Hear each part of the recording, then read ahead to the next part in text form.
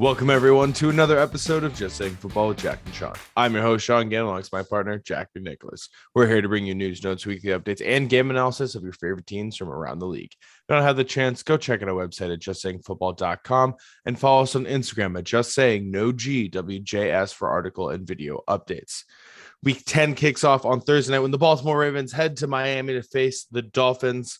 Ravens beat my Vikings in overtime. I was at the game. That was tough to see.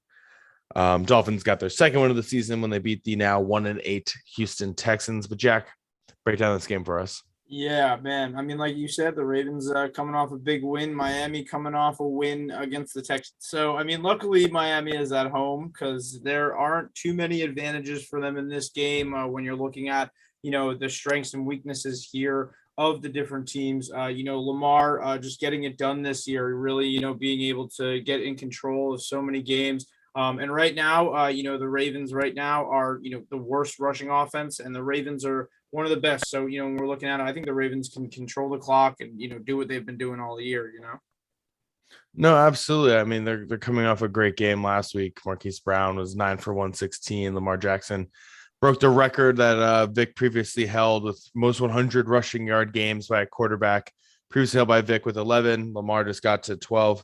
Vic did 115 starts. Lamar only needed 45. It's crazy. So good he is. Yeah, and they currently have the 8th passing offense. He's doing it all for the team. He had 63 or 61 attempts last week in terms of rushing and passing.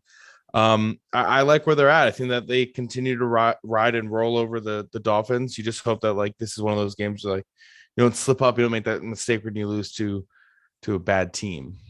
Yeah, I mean, right now, they definitely aren't hoping to, get stuck with what the Bills were doing last week. Kind of losing to Jacksonville in a game where you expect for them to win. Exactly. And I think that right now with the Dolphins are doing, they've been, solid, in some areas, but the injuries have piled up. They're a very young team. This is kind of a good game for them to step up on a short week. Maybe they can catch Baltimore on something, but, the last couple of games, the last 3 games in the last 5 years that these teams have met, Miami has scored, only, 10 points one time. Under that, 6-0 in Baltimore. They've scored 59, 40, and 38. So it doesn't really matter. It just seems like the Miami Dolphins can't catch a break against Lamar Jackson since he's been in the league, or the Baltimore franchises total. But, right now, Baltimore's secondary giving up the second most passing yards a game could be an opportunity for Jacoby Brissett and Jalen Waddle, Mike Gesicki, guys who are, young and stepping up in this league. And Jacoby getting another start, probably with Tua being questionable, is another red flag for me with Miami this week. But excited to see Marquise Brown go up against Byron Jones and Xavier Howard. I'm very excited to see how they respond to a speedy guy like him.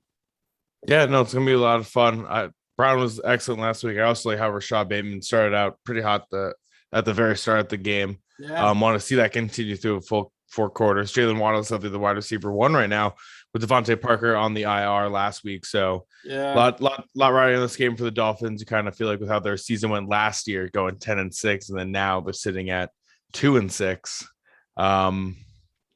They got to flip it, man. They got to flip the switch. Last week, Myles Gaskin 20 attempts. 34 yards. Yes, he got in the end zone.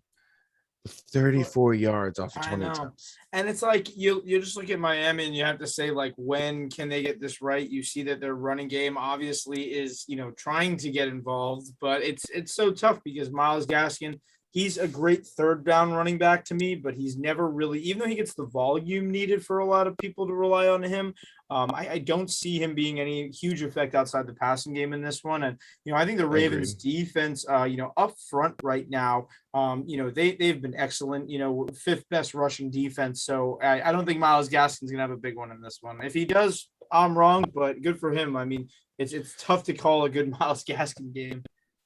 No, I absolutely agree. I don't think it's a game for him. I think they're going to, pardon me, have to rely heavily on the passing offense for sure. Yeah. But that's gonna be their best option. But I really like the Ravens, especially their offense in this one. But that's all the time that we have. Thank you everyone for tuning in, and thank you everyone for listening. Yeah, thank you guys for checking us out. Just Saying Football on YouTube.